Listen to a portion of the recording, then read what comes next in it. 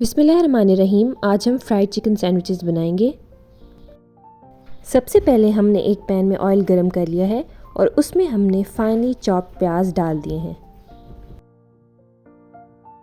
इन प्याज़ों को आपने golden brown कर लेना है।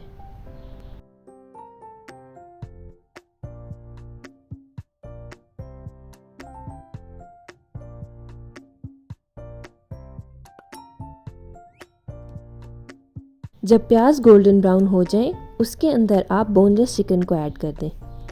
इसके बाद मैंने इसके अंदर हस्बे ज़ायका नमक डाल दिया है।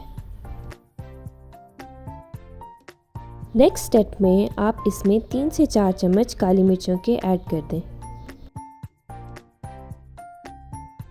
अब हमने इसके अंदर चिली सॉस डाल दिया है। जब आपका चिकन अच्छी तरह से गल जाए आप इसको डिश आउट कर दें। डिश आउट करने के बाद मैंने इस चिकन के रेशे कर लिए थे और अब मैं इसके अंदर चिली गार्लिक सॉस को ऐड कर रही हूँ। आप इसको अच्छी तरह से मिक्स कर लें।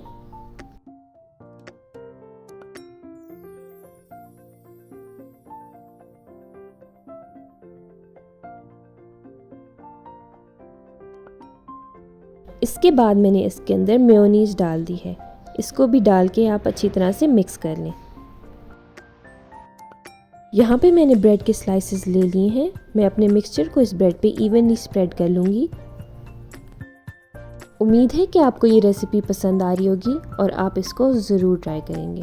आप इसको अपने बच्चों को लंच बॉक्स में भी बना के दे सकते हैं।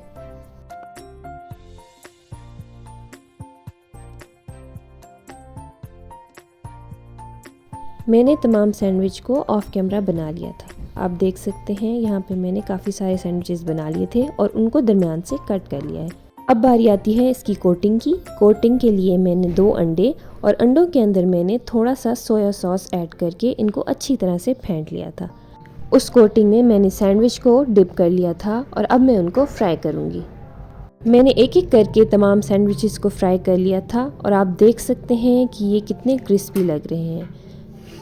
इसके बाद मैंने मेयोनीज़ को सैंडविचेस के ऊपर भी स्प्रेड कर लिया है और उसके बाद मैंने शिमला मिर्च को फाइनली चॉप करके इसके ऊपर गार्निशिंग कर ली है।